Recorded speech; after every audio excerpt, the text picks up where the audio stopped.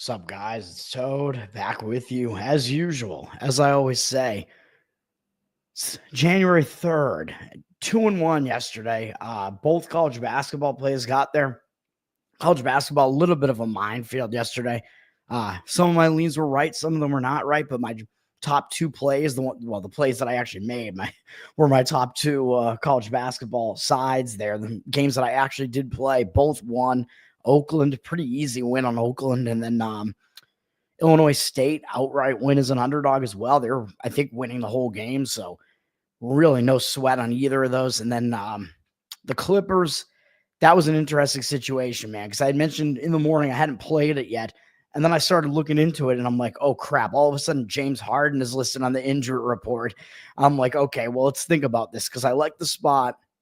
And if James Harden is going to be ruled out, you're going to see the line go up further. So that means I got to wait on this. I didn't know about any of this when I did the show yesterday, and I hadn't played the game yet. So I apologize if anybody got in on that at a bad number, which I got in on it at a little bit of a better number. I took 12, I think, by the time it got up. I think it got up even higher than that, and it still didn't win either way. None of the numbers hit on that. But James Harden being out, I was like, oh, well, I already like the spot. But if James Harden's going to be out, it turns into an injured player theory spot where the line's going to go up and maybe it's going to overreact to James Harden being out.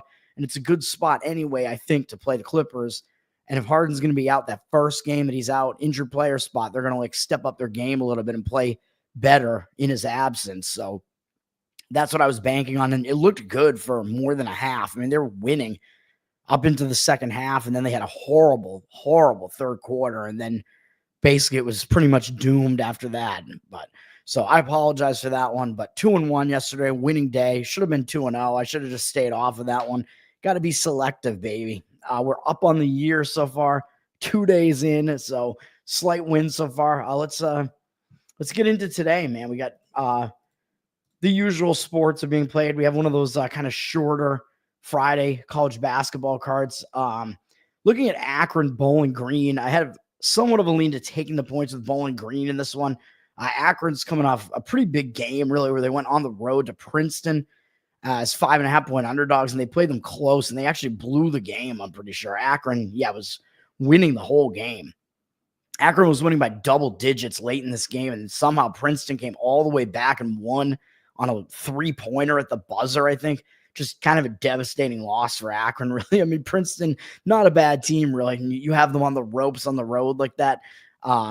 I don't know how Akron is going to respond to that. And that was only a couple of days ago on December 30th. So I think that kind of puts Akron in a bit of a bad spot. Second straight road game, having to face Bowling Green, who's not a very good MAC team. Usually they're not in basketball here. And Bowling Green's coming off beating a team that ESPN put Princeton's logo on, but it's clearly not Princeton. Some non-Division I team, Aquinas, St. Thomas Aquinas. I don't know, but Bowling Green is coming off that win probably a few days ago as well. Or no, that was actually before the holiday break. So Bowling Green actually hasn't played since before the holiday break. But really, I would say they didn't go into the holiday break on that great a note. I mean, they broke their loss streak up, but it's not like they went in on like a nice win streak, a nice run. So I haven't played this game, but my lean would be to take the points with Bowling Green in this one. Akron's down from 6.5 to 5.5. So that's the way I look at that one. We do have some other like fairly decent games here. I mean, Wichita is at Temple as conference play begins. That's actually not a bad game between two decent teams in the American Athletic Conference there. Temple up from Pick'em to 1.5, and looks kind of interesting because Temple is the team with the worst record. And the odds makers are still telling you that Wichita is the slightly better team, but not by that much because Temple's not getting full home court. But still, Wichita having to go out to the East Coast, even though I know they've played there before. They're both in the same conference. But Temple may be the right side here, and the line looks like it is moving in that direction. When I looked at this, I didn't really see that much of a situational angle here. But as far as like market read and looking at the team's records and what's going on here, it does look like Temple may be slightly undervalued in that one. And the line looks a little bit suspect whenever you have a team with the worst record actually being the favorite in a game. So that's how I look at that. Iowa at Wisconsin, pretty decent Big Ten matchup going on here. with Wisconsin up from 4 with heavy juice. 4 minus 143. What is that? Like, I don't know what book they're tracking as far as that opener is concerned, but you could basically say that's already like 5.5. But I think it's gone up a little bit, or 5.5. It's gone up a little bit to 5.5 with juice. It looks like the money is probably coming in on the Wisconsin side. I don't really disagree with it. I mean, when you have two teams that are probably going to show up in this Big Ten matchup, there's no reason really for either of these teams to necessarily be in a bad spot. I mean, they're both on a win streak right now. I don't know if either one of them had it like disrupted by a holiday break. I think both teams played out of the holiday as well. Wisconsin, or that was Iowa, excuse me. Wisconsin actually hasn't. So Iowa actually did play out of the break. They beat UNH and really beat them up. This Iowa team, not like their football team at all. Their basketball team actually puts up a lot of points. So Iowa maybe the slightly better spot just because they came out of the break and won again. So they're used to playing again out of the break there. Whereas Wisconsin, maybe not as much. Wisconsin has still not played since before the holiday break, and they went in on a 2-game win streak. But it's not like Wisconsin's going to not show up for a huge conference game against Iowa. I mean, both of these teams lost to Michigan. So common opponents. I don't think anybody's going to really do like any sort of transitive thing there. Although for Iowa, that was their only road game so far, and they did lose at Michigan, but only by 2 points. So really not a bad loss at all there. So you can't really say that Iowa did poorly in that first road game there. So this is actually a tough read. The market does seem to be somewhat indicating on laying points with Wisconsin, but I would kind of hesitate based on the fact that they haven't played for a while, and Iowa has played more recently. So Wisconsin possibly could be getting a little bit rusty coming into that game. And then maybe the biggest game out of all of these, Michigan State and Ohio State, is a nice Big Ten matchup tonight, man, with Ohio State actually a favorite at home, even though it's another one of those unranked home favorites against a ranked road opponent. But in this case, I would hesitate to actually want to play Ohio State in this one. They're down from -2.5 to -2. So it looks like the market is actually pushing the line towards Michigan State. And I don't really see much of an angle to play Ohio State here, even though I know I keep bringing it up, especially last year. It was a definite moneymaker for most of the year when you had an unranked home favorite against a ranked road opponent, because a ranked road underdog opponent, I should say, because that ranked underdog, like the public perceives there to be value on it. Like, oh, you're giving me points with the better team. Well, I mean, in this case, the odds makers are telling you that Michigan State is still the better team because Ohio State is not getting full home court here. But in this case, I don't really see a situational edge where it's like a particularly bad spot from Michigan State or anything like that. They just beat Western Michigan. I think they did that coming out of the holiday break. Yeah, they did. So they went into the holiday break with a lot of momentum, and they didn't lose it coming out of it. They beat Western Michigan. So I think they're not in a horrible spot here. It is their second true road game, and they were fine in their first one at Minnesota, although Ohio State's definitely better than Minnesota. But even so, I mean, they did not struggle going on the road there. They're used to playing these road conference games anyway. Ohio State, I mean, they also played coming out of, they went into the break on a nice high note, blast in Kentucky. Huge blowout win there of a good team. They came out of the break and they didn't have any hangover or any like momentum breaking effect either there, as they blasted Indiana State coming into this game. So really both teams, this game doesn't set up particularly badly for either team. So I'm going to stay away from it. It's the type of game where you might want to just lean towards the better team, and the situation is not telling you one way or the other, which I don't think it is in this one. And the better of these two teams is still Michigan State, even though that is agreeing with the rankings, but the rankings aren't always wrong. Xavier is at Georgetown, kind of this weird Big Ten or Big East, undercard here with Xavier is the better team, and the record actually doesn't really look like it. So I might lean to the Xavier side. I mean, they just had a stretch of 3 losses, but I mean, look at the teams that they've lost to, man. They've lost to Michigan, TCU, and we're pretty competitive on the road at TCU still. And then they lost to Cincinnati, UConn, Marquette, and didn't lose any of those games by very much at all. And then they finally bounced back and beat Seton Hall. So this Xavier team, I think, is better than the record makes it look right now. I mean, those are some tough losses. They've had a difficult schedule, though they don't really have any great wins, though, is the thing. So when they've stepped up in class, they've lost the games, but they've lost them all close. I think this is actually kind of a step down from Cincinnati, Connecticut, and Marquette. Yeah, it's a step down playing Georgetown. They are already used to playing on the road a little bit, as they've had a few road games now Uh, they're coming off a win over Seton Hall, which should like break their loss streak at the very least. So I kind of like Xavier in this game a little bit. Whereas Georgetown, if you look at the records, it's going to be like, oh, Georgetown, they're 2-0 in the Big East so far. Xavier's 1-2, Georgetown 11-2, way better record, man. Georgetown is back, man. It's the resurgence. It's Patrick Ewing, whatever. Yeah, okay. I don't buy it. Georgetown has faced the weaker schedule, man. I mean, I said that when I faded them against with Seton Hall. I played Seton Hall after they blew out Creighton, which was their best win of the season, Georgetown's best win. And they still beat Seton Hall, though Seton Hall did cover, but Seton Hall's not a good team, man. And Georgetown, now they're coming off a blowout win over Coppin State. They're having to step up in class here to face Xavier, man. And again, Georgetown, who are the good teams that they've actually faced this year? I mean, West Virginia on the road, they lost. Creighton, they did blow them out. And those are like the two really like the best teams that they face. So we're looking at a situation where Xavier has faced a way more difficult schedule there. So I like Xavier in that one. Georgetown's down from 1.5 to 1. We do have some market movement in this St. Joe's, St. Louis game here, the Battle of the Saints. St. Louis has flipped from a 1.5 dog, it looks like, basically, I guess, with juice, though, to a 3-point favorite. So it looks like there is money coming in on St. Louis. I played St. Louis in their previous game, and I think they're flying a little bit under the radar right now with an 8-6 record, as they have lost to some pretty decent teams in there. As I pointed out when I played them against Fordham, and they're coming off that blowout, easy win for me for St. Louis over Fordham. And remember, some of these games, they didn't have Robbie Avila either, Kareem Abdul-Jabbar, although they did have him, I think, for this recent stretch of losses, although they're all close losses to not terrible teams. So in this game, I actually think St. Joe's is again flying a little bit, or St. Louis, excuse me, is flying a little bit under the radar, but the line I think maybe is going a little bit too far now. St. Joe's is still the slightly better team here, but the records make it look like St. Joe's is like significantly the better team. The public is probably going to see this line at like almost 3 now and think, oh, there's value on St. Joe's here because they have the better record, but I would hesitate to do that. St. Joe's, I mean, they actually have faced a fairly difficult schedule as well.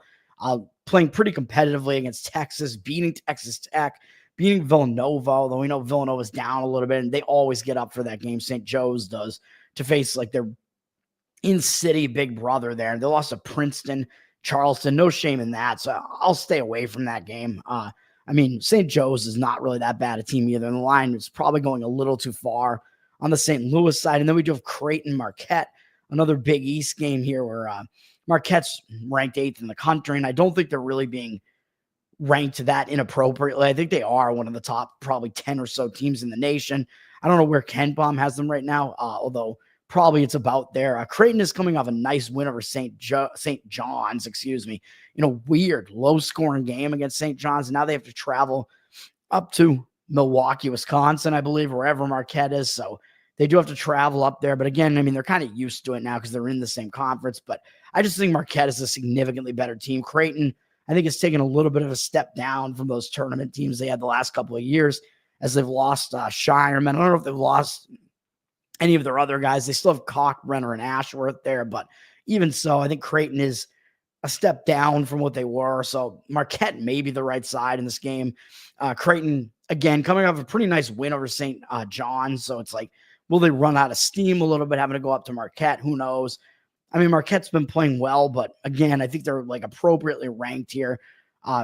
They look like they're the better team, and in this case, they are, and they're actually returning home from a game where they actually played pretty well on the road at Providence, a game where I didn't want to try to like come in and try to take the points and get cute with Providence there because I knew Marquette was the significantly better team there. And I'm like, nah, I don't think it's a particularly bad spot or anything like that.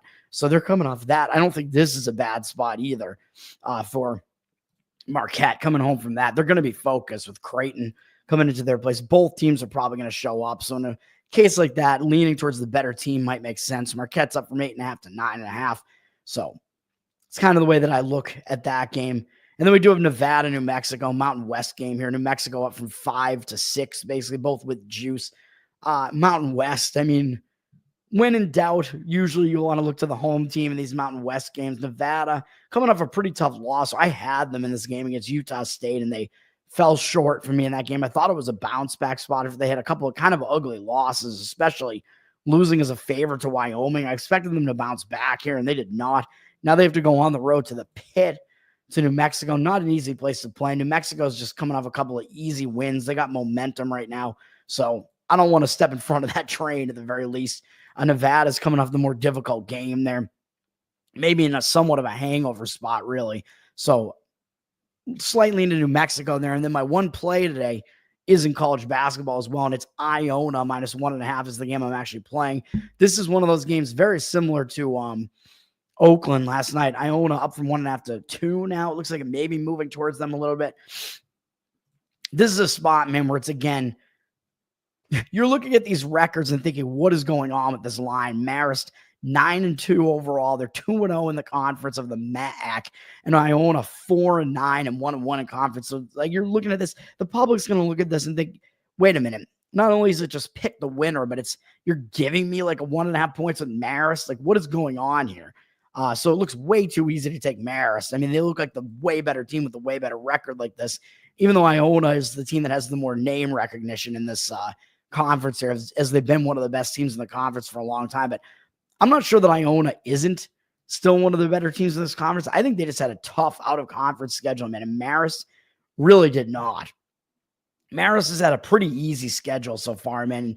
The games that they played in the conference so far have also not been that difficult. Beating Manhattan, who's not a very good team, and beating Mount St. Mary's, who was, well, Mount St. Mary's is decent enough that they did beat Miami. But even so, Marist has really not faced a difficult schedule so far. They're on a roll right now. They've won a bunch of games in a row, but Iona's going to be a difficult opponent for them, in my opinion. And they're having to go out on the road again. They did okay in these other road games, although both of their only losses are on the road, though. So they're, of course, worse on the road than they are at home. And they do have Quinnipiac up next. Quinnipiac in New Haven, Connecticut, Hamden, Connecticut, wherever the hell they are, somewhere in the New Haven area. And that's up in 2 days on Sunday. So that might even be a little bit of cause for a look ahead, because Quinnipiac is 2-0 in conference. They're one of the better teams in this conference right now. And it's possible that Iona actually gets overlooked because they've been playing so badly here. Marist also, I don't think, is used to being at the top of this conference, as they have not been a very good team for a while. They are improving. I mean, they improved last year, but again, haven't faced a difficult schedule. Iona has faced a more difficult schedule. I mean, Princeton, Hofstra, even Delaware, West Virginia, Cornell, Indiana State. I mean, most of those teams are fairly difficult. And they're coming off a loss at home to Harvard. So I think maybe they'll be in a bounce back spot here. That's kind of an ugly loss against Harvard. I mean, Iona was favored in that game and they didn't win. They shot terribly in this game, 16.7 from three and 34.3 from the field. I mean, probably you're going to see a little bit of a progression back to some sort of mean for Iona there after such a horrible shooting performance. They actually won the turnover battle and still lost that game. So I expect better out of Iona in this game. I think the records are very misleading here, and the odds makers are telling you that even though Marist is the better team right now, it's not by that much. So give me Iona in this game. And then this is also, I believe, a kind of a pacing mismatch. I think Iona likes to play a little bit on the faster side at 119th in tempo. According to KenPom, they're also 239th in luck, so they've kind of underperformed a bit. Yes, their offense is really bad, but still, it's not like this. It's not like Marist are really world beaters here. Marist, I mean, their offense isn't very good either, but Marist, they're one of the slowest tempos in the country, so they might be thrown off if Iona's able to speed this game up. Iona likes to play significantly faster, so that's one issue with Marist here. And Marist, look at their strength of schedule, man. 362nd, according to KenPom, out of 364 or 365 teams, whatever it is. So they have one of the weakest strength of schedules, according to KenPom, in the entire country so far. So that's kind of leading to what their record is there. And they're also 20th in KenPom's luck index. So there's a huge luck disparity here as well, meaning that Marist has way overperformed so far and Iona has way underperformed. So give me Iona -1.5. And that will be my only play today. Moving over to NHL, where I have my almost other play today. I will say Florida could be in a little bit of a letdown spot here, coming off playing against Carolina, or hangover spot, I guess I should say. They lost to Carolina, as I predicted yesterday. So they're in a back-to-back as well, coming off a big game against Carolina. They have to host Pittsburgh here, and then they have to go and face Colorado next. Pittsburgh hasn't really been playing well, so I expect Pittsburgh to kind of bring it in this game, man. And they're coming off a fairly ugly loss to the Detroit Red Wings, so I would only fade Florida in this one if I was going to play this game. I'm not going to do it. Florida down from minus 215 to minus 201, 62% of the tickets, 72% of the cash, but that's the only way that I would look in that game. And then you got St. Louis coming off that big win in the Winter Classic. So they could be in a little bit of a letdown spot if they blasted Chicago in the Winter Classic. They're down from minus 110 to minus 109. 54% of tickets and 66% of the cash, though. So it does look like Florida and St. Louis are both taking some cash here. But again, I think that was a big win for St. Louis just because it was the Winter Classic. It's a game that you get up for. It's a big deal. It's nationally televised, even if it wasn't against a very good opponent. So I think St. Louis could be in a little bit of a letdown spot coming off of that. They don't really have a big game next, but they do play tomorrow against Columbus. But I don't think that's really much cause for a look ahead. So I don't think this is that strong a play. Ottawa's coming off a loss to Dallas and continuing on the road here. So Ottawa not really in a spot where I want to play on them either. And they're in a back-to-back as well with travel, coming off a game that they probably got up for against Dallas as well. So pass on that one as well. The game that I almost wanted to play would be to take the Chicago Blackhawks, who are on the losing end of that Winter Classic, losing 6-2. They're on a bad loss streak right now. I mean, I kind of expect Chicago's got to bounce back at some point, but we do see money coming in on Montreal here, which kind of surprises me, even though Montreal has been playing pretty decent recently, but Montreal up from minus 125 to minus 127, 59% of the tickets and 78% of the cash on Montreal. So the money looks like it is coming in on the Montreal side right now. I don't agree with it. I mean, I was close to grabbing Chicago as a money line underdog here. Again, you're stepping in front of this train where they've lost a bunch of games in a row. But I mean, some of these were against good teams, but the thing is they just haven't been playing well. Now they have a few days off. They haven't played since that New Year's Eve Winter Classic game. So having a few days off to rest might help break that, like losing momentum a little bit. So I kind of expect that they're going to show up in this game, especially after getting embarrassed in a big, highly publicized game, highly televised game. And for Montreal, they're coming off beating Vegas, man. And that was also on the 31st. So they have had a lot of time off as well. But the difference is they went into that time off on 3 huge wins in a row against Florida, Tampa Bay, and Vegas, all on the road. And they have Colorado up tomorrow. So this looks like a really bad spot to me for Montreal. You know what? I'm still very tempted to play the Blackhawks here. I don't know what the price is going to be, but you know what? Fuck it. Let's do it. The market doesn't look like it's in agreement with it. I'm still going to do it.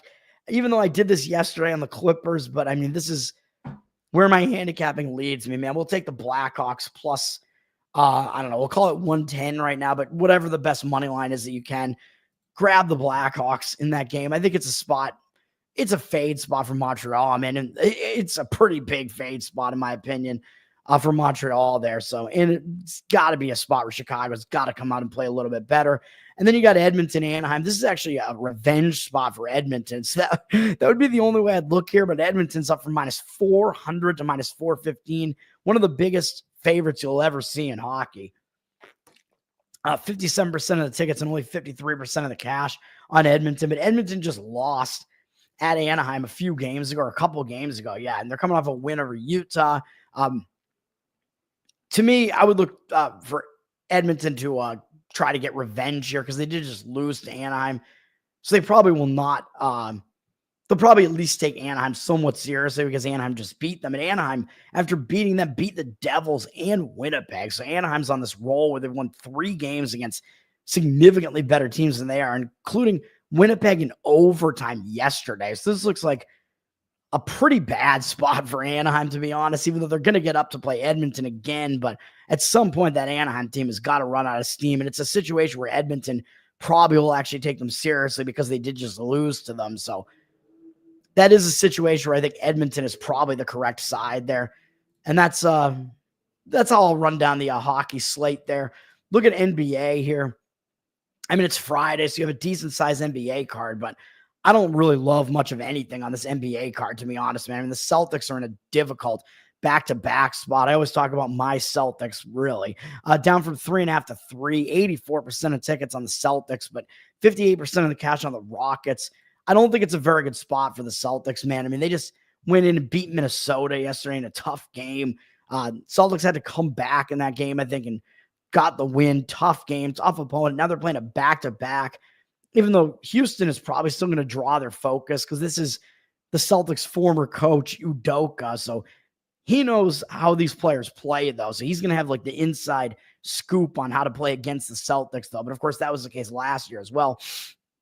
Boston does have Oklahoma City up next, which some people are going to be saying is a potential finals preview. So it's actually possible they overlook Houston in the spot, even though Houston has a pretty good record. So I would only lean to the Houston side. But then again, Houston's also coming off a big win over Dallas, but they do have a little bit of rest because I don't think they played yesterday. Excuse me. No, they have 1 day of rest and they're not traveling. So Houston is in the slightly better spot there. So I would lean that way, but it's really not strong at all. And then Knicks are at Oklahoma City. That's a pretty nice game as well. Big game. Oklahoma City's down from 5 to 4.5, and they are public. 82% of tickets and only 65% of the cash on them. And like I said, Oklahoma City may be in a fade spot here because they just annihilated the Clippers last night. So they're on a back-to-back, even though they aren't traveling. They do have the Knicks, who are a pretty good team, but they have Boston and Cleveland up after this, and they do have to go and face the Knicks again after that. But is it possible they're going to overlook the Knicks and look ahead to Boston and Cleveland? I don't know. So kind of a similar spot to what Boston is. And I would still lean to fading the Thunder here, but I don't think it's that strong. I'm not going to do it. The Knicks have decent momentum right now. I mean, they've been playing really well recently. I mean, that's pretty good momentum, winning all these games in a row, but really not any impressive opponents that they've beaten in here. But the Knicks are still a good team. And I think continue to kind of fly under the radar a little bit. Now they're starting a road trip with 1 day off. And you know they're going to be focused going to OKC. It's just a matter of OKC is still the better team. So we'll see what happens there. But I do have slight leans to the Rockets and the Thunder in those games. And those are really the big couple of games there. I mean, I don't know if I want to talk about any of the rest of these games. The Lakers are in a back-to-back, laying 3.5 against the Atlanta Hawks here. So the Lakers played last night. So maybe not the easiest spot for them, but it was only a game against Portland. So, I mean, if it was a much bigger game, I might look to fade the Lakers in the spot here. Atlanta at least does have the rest advantage coming into this game. They did just lose to Denver, but now they're coming out of elevation, although they didn't play yesterday. But it's not the easiest spot for Atlanta either. So we're going to stay away from that one as well. And they lost a win streak in that Denver game. So I don't know. Stay away. And then I think, Memphis, Sacramento, I guess I'll talk about. That's an interesting game. Kings continue to, I think, fly under the radar. I don't think they're as bad as they look, but they're down from 5.5 to 3.5. So the money is coming in on the Grizzlies side in this game. Public actually looks like it's on the Kings side, 86% of the tickets, 61% of the cash on the other side of Memphis. Memphis is coming off some pretty big opponents. I mean, they lost to Oklahoma City pretty badly, though all these games on the road as well. And then they beat Phoenix. But Phoenix, I mean, hasn't really been playing well. They're actually under 500 now. They've been without Durant in some of these games. I don't know. I think Durant was there in that game, but Memphis coming off the win over Phoenix. They've had a few days off now, so they do have rest. They got to go down to Sacramento, and they do have Golden State up tomorrow. So does that mean they're going to overlook Sacramento? Is it going to be a look ahead? I don't know, because Memphis did beat Sacramento the last time they played back on December 5th at home, only beating them by 5. So I think Sacramento may have even covered in that game. I'm not sure. What was that Disney thing? I don't know what that was. That was bizarre. All right, Sacramento. I know Disney is in cahoots with ESPN here. Sacramento, they're coming off a win over Philadelphia, so they finally got a couple of wins. They broke their bad loss streak, but they lost almost every one of these games as a favorite. They finally won against Dallas, breaking the loss streak, and then they didn't suffer a letdown. That was a Luka-less Dallas team, though. And they came off of that, and they won again against Philadelphia. And now they get Memphis, and they do have to go on the road and face Golden State on Sunday. So Golden State is going to be playing back-to-back Saturday, Sunday, it looks like, against both of these two teams here, which is kind of crazy. So, I mean, it's not a spot where I want to play either team here, but just pointing it out, it does look like the money's coming in on the Grizzlies side, though. So I don't really see exactly why that would be the case. I mean, to me, it seems like the Grizzlies are maybe in the slightly worse spot, but whatever the case may be. And then we'll look at college football. We have two great bowl games today, man. The Serve Pro First Responder Bowl is the first game up this afternoon at 4 p.m. Eastern in Dallas, Texas at Jerry Ford Stadium, baby. Former President Gerald Ford. This is the battle. This is a battle of Texas. It's North Texas at Texas, or North Texas versus Texas State in Dallas. So you could argue that both teams may have a home crowd showing up for this, but then you look at what's going on in the line here. Looks like something's going on here because Texas State, they are the better team, but they're now up from 9.5 to 14. They're public with 66% of tickets and 58% of the cash, but Texas State, I mean, I would not want to try to fade Texas State in this game. Texas State, I know they've been favored in every single game this year. They're one of the few teams who's a favorite in every game the entire season. They did lose a good chunk of these games as a favorite. And they were even a small favorite against Arizona State, and they played well in that isolated primetime, I think Friday night game, and they almost won that game and probably should have. I think they actually blew a lead in that game. So Texas State, when they did step up for that game, they did play well. Texas State is the better team over North Texas here. They're coming from a more difficult conference, I think, at the very least. They face a more difficult schedule. North Texas really has not faced that difficult to schedule here, and they really got mired in a loss streak here towards the end of the season. They finally did win at the very end of the season just to get bowl eligibility to become 6-6. And I do like to say that in bowls, being 6-6 is usually a motivator because you don't want to have a losing season. Problem is with North Texas, yeah, they're a huge underdog here, but you look at the opt-outs in this game, it is a problem. Chandler Morris is going to be out from this game for North Texas, and he is their quarterback. So they're without their quarterback that they had all year, basically. So I don't know who's going to be quarterback for North Texas here. So that is a problem for North Texas. So that's why the line has moved even more so, and that's why the total is dropped. So I don't know, man. With him being gone, I don't know if North Texas is going to actually show up in this game or not. Both of these teams really on the surface should kind of be excited to be here because they get to play a bowl game. It's in Texas. These teams don't like win that many bowls, really. Texas State hasn't even been in FBS for that long. They have been in a couple of bowls recently, though, but still. North Texas, without their quarterback there, it's like, how are they going to react? I don't know. Texas State has a much cleaner opt-out transfer situation here, it looks like, although that covers.com site that I keep bringing up doesn't tell you like the whole story all the time, but it looks like Texas State will, for the most part, be a pretty intact team here, whereas North Texas will be without their quarterback. So looks like it's going to be a little bit difficult going for North Texas. That has also caused the total to drop from 68.5 to 64. Very high total.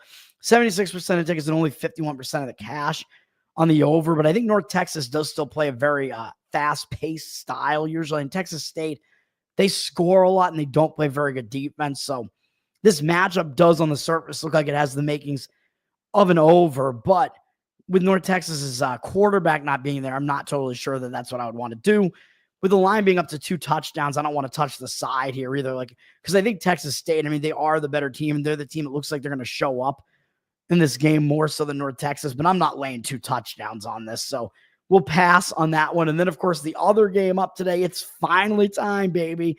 Minnesota and Virginia Tech in the Duke's Mayo Bowl, which used to be like the Meineke Car Care Bowl, and I don't know what it was before that, in Charlotte, North Carolina. I think it was the Belk Bowl for a while, but now it's Duke's Mayo. It has been for the last few years, and you think the Pop-Tart Bowl is crazy, which it is. I mean, the Pop-Tart Bowl has probably exceeded the Duke's Mayo Bowl in insanity factor. Pop-Tarts Bowl new as of last year, but eating an anthropomorphic Pop-Tart and resurrecting Pop-Tarts and being totally satanic about it and whatever does top the Mayo Bowl. But the Mayo Bowl, if you guys are unaware, the thing about the Mayo Bowl is that at the end of the game, there's a ceremonial mayo bath where, I'm not even kidding about this. If you think I'm joking, you can go look it up. If you're not familiar with the Duke's Mayo Bowl, the winning coach of the Duke's Mayo Bowl gets a vat of Duke's Mayo dumped on top of them in one of the most disgusting events in college football now annually, which has happened now to, I think, 3 or 4 different coaches in this game. It's insane.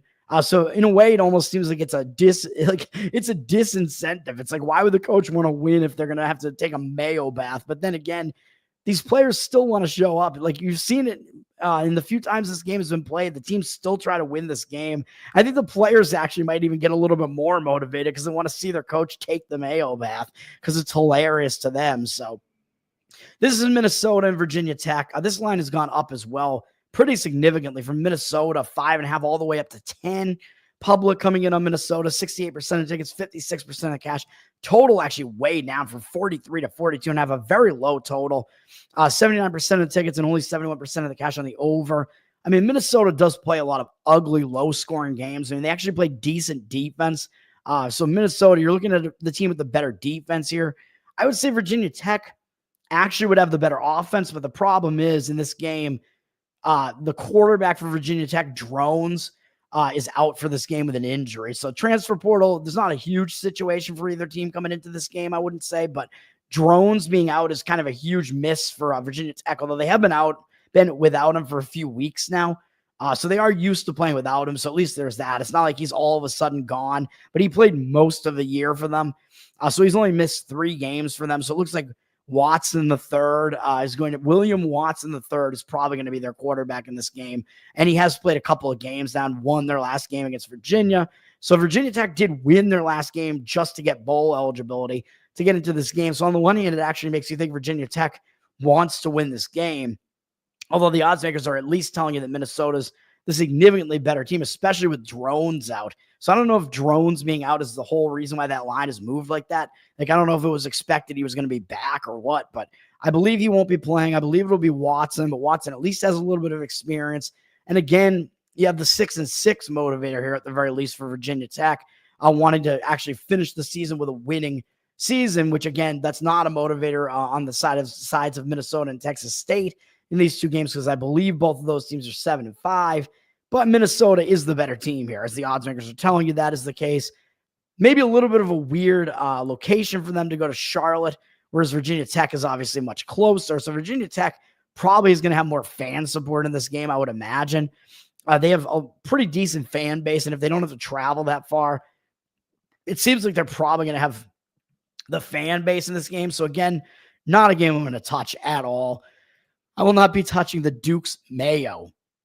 But that is the rundown, man. I mean, I don't even know if I want to give a lean in either of these, but I will say that the fact that the ticket percentage is higher than the cash percentage on both favorites in these games doesn't tell me a whole lot, because the line has moved so significantly in both games towards the favorite.